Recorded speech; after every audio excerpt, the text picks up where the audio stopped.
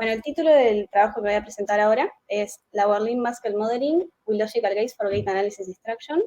Si bien la presentación está en inglés, yo voy a hablar en español porque me parece que así se me va a entender más. Y nada, el título en español sería algo así como modelado de los músculos del miembro inferior durante la marcha usando compuertas lógicas. Bueno, la motivación de esto es que caminar es una actividad rutinaria y fundamental en la vida de la mayoría de las personas, y que hoy en día, cada vez más, el diagnóstico y monitoreo de distintas patologías que afectan la marcha se están viendo ayudados por estudio de la cinemática y la cinética de la misma.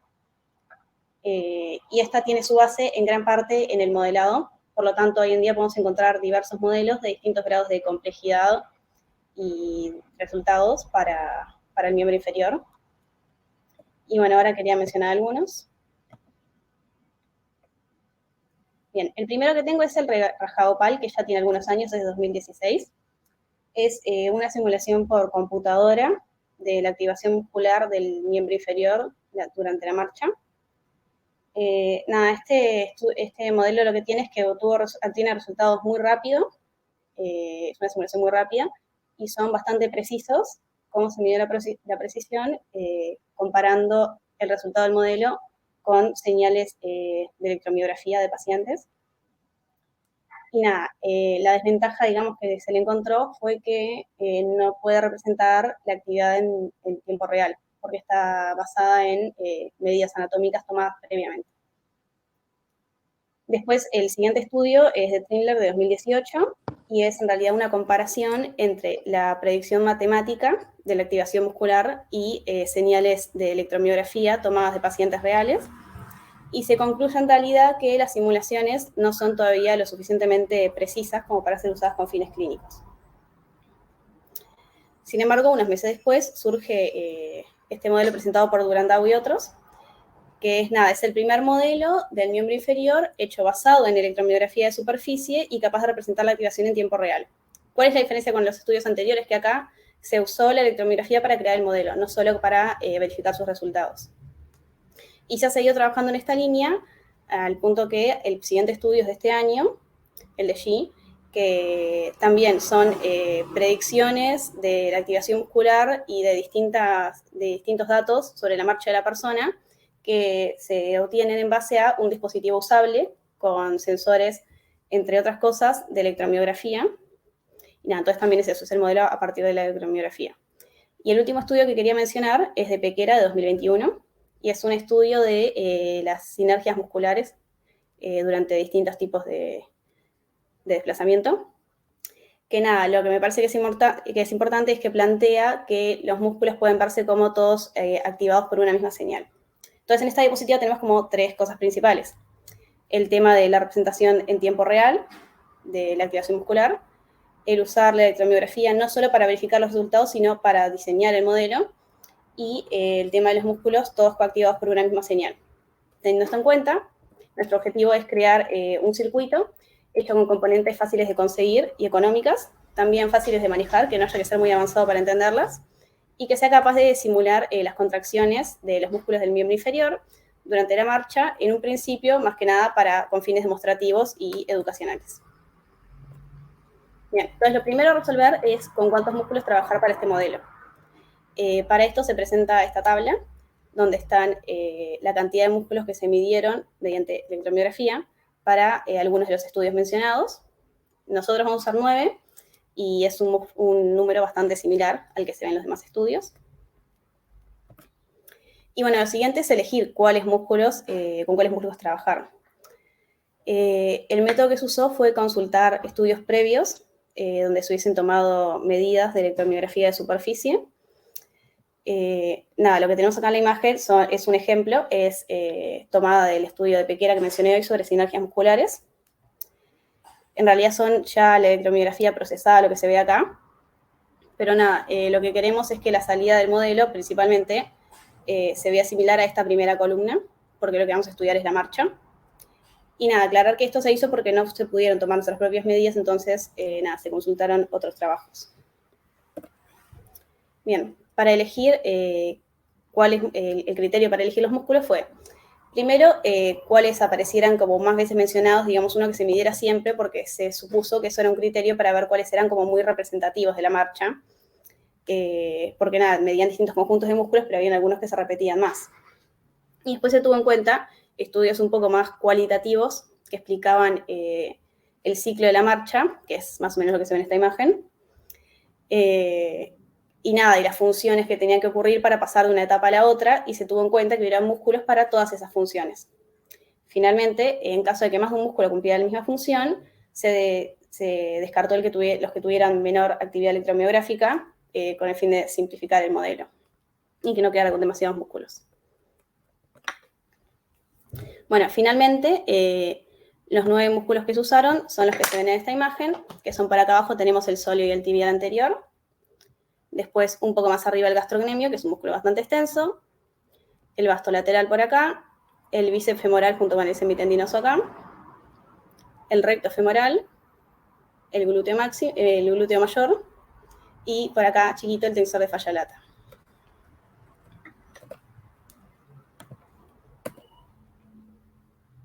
Bien.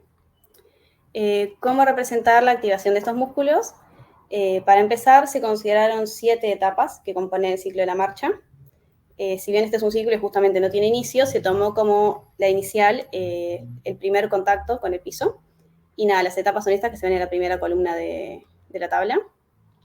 Por ser 7, se codificaron con 3 bits y sobre un número, bueno. Y después, para cada una de esas etapas, lo que se ve en esta tabla es, acá están los nombres de los músculos en sus diminutivos. Y para cada etapa, el nivel de activación del músculo. ¿Cómo es esto el nivel de activación? Se tuvo en cuenta el porcentaje de fuerza máxima medida mediante manual muscle testing, que es una forma de determinar el máximo esfuerzo que hace un músculo, en este caso contra una fuerza manual. Nada, es un método validado y que no requiere de muchas de componentes externas, porque es manual. Y los 4 estados que se pueden tomar fueron codificados con 2 bits, y la referencia es que 0,0 es un músculo totalmente relajado, 0,1 es un músculo contraído en menos de un 20% de su fuerza máxima, 1,0 es una contracción de entre un 20 y un 40% de la fuerza máxima, y 1,1 es una contracción de más del 40%. Y nada, acá en esta tabla, como ya se dijo, están las distintas niveles de contracción de cada músculo para cada etapa de la marcha.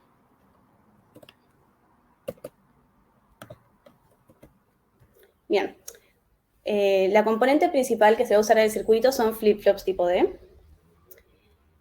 Hay varias ventajas de representar las contracciones musculares con estos. Capaz la más obvia es que son muy económicos, muy fáciles de conseguir y de manejar también. No tienen mucha ciencia. Que tal es lo que se dijo al principio que se quería para el modelo. Después está el motivo principal por el que se eligieron en un principio, que es que mantienen su salida durante cierto tiempo hasta que reciben una señal de que pueden bajar. Que nada, eso me pareció en un principio que podía como simular bastante bien el tema de la contracción muscular, porque eso no es un impulso lo que hace el músculo, es una contracción que se mantiene en el tiempo hasta que, bueno, que se terminó de cumplir la función de la etapa de la marcha. Después tenemos lo que hablaba hoy, de que la idea era que los músculos fueran activados por una misma señal, y bueno, eso es bastante fácil de lograr con flip-flops porque se hace simplemente conectándolos todos al mismo reloj. Y después lo último es que esos relojes pueden ser personalizables en MATLAB, que es la herramienta que se usó para construir el circuito, lo cual deja que algunas etapas sean más largas que otras o algunas contracciones duren más tiempo que otras, que es algo como deseable. Bien. El circuito se hizo usando Simulink de MATLAB y lo que se ve acá es como lo de afuera, digamos, lo más general. Entonces acá vemos que las 3 entran, los 3 bits, que dicen en qué etapa de la marcha nos encontramos. Y van a entrar a 9 subsistemas, cada uno con el nombre de un músculo. Acá tenemos, por ejemplo, el tibial anterior, el vasto lateral y el gastrocnemio, ¿sí? Entonces, acá a su sistema le entra la etapa de la marcha en la que nos encontramos y lo que va a salir es el nivel de contracción de ese músculo como un entero de entre 0 y 3, ¿sí? Bien, adentro de cada uno de estos subsistemas tenemos otros 2 subsistemas. ¿Por qué? Porque es uno por cada bit de la activación del músculo.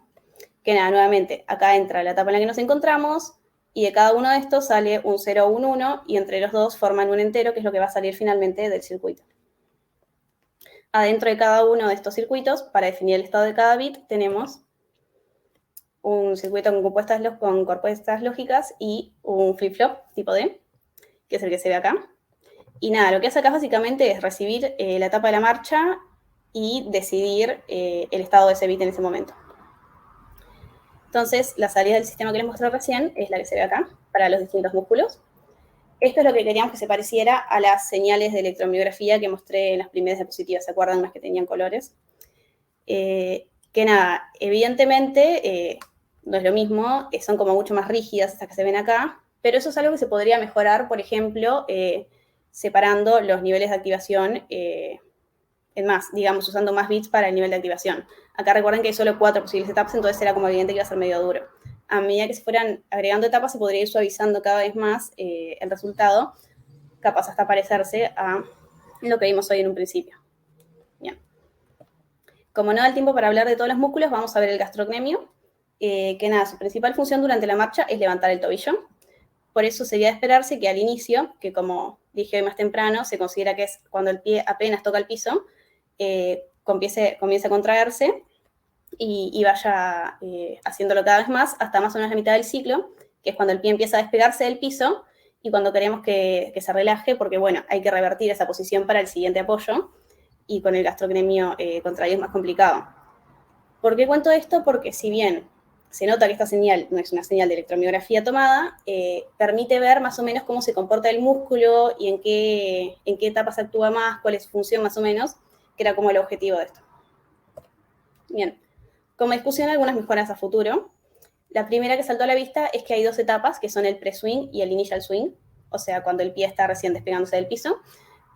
Para la escala que usamos, presentan a todos los músculos con el mismo nivel de activación entre ellas, o sea, podrían haberse tomado como una sola, etapa más larga, y dejar el número para tomar otra etapa, para especificar más dentro de alguna de las otras, que capaz será más útil.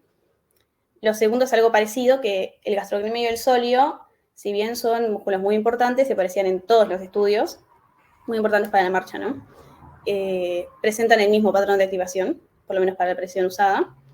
Entonces podrían haberse tomado como uno solo, y dejar lugar para otro músculo. Y finalmente está que varios de los músculos nunca alcanzaron un nivel de contracción del 40% de su fuerza máxima, lo cual era de esperarse porque, bueno, estamos caminando, no haciendo otra cosa.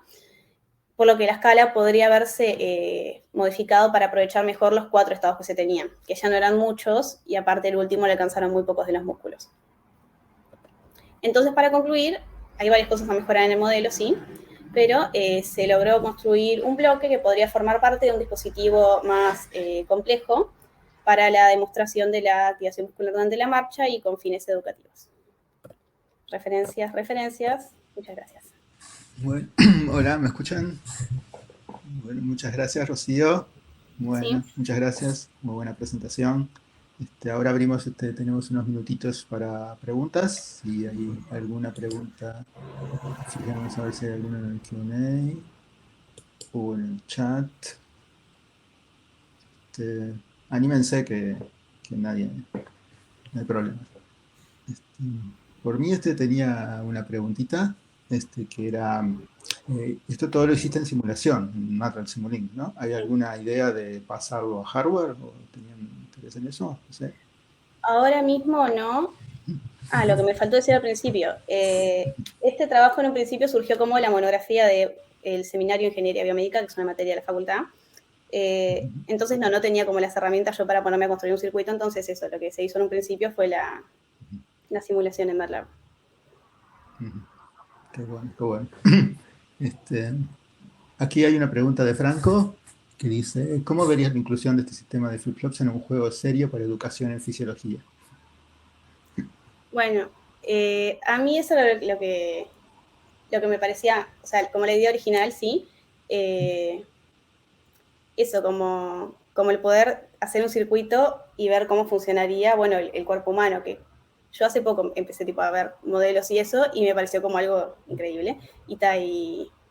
Así que supongo que bien, o sea, estaría bueno que se pudiera arreglar más para representar, por ejemplo, la marcha con patologías o cosas así. Sí, muy bien, sí.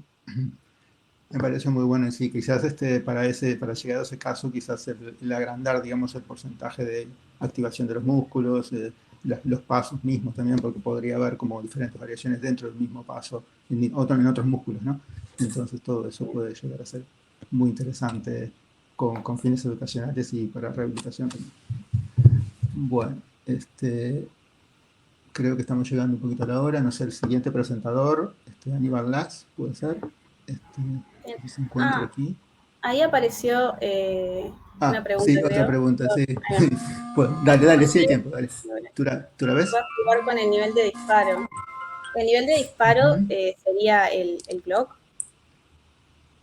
¿O cómo?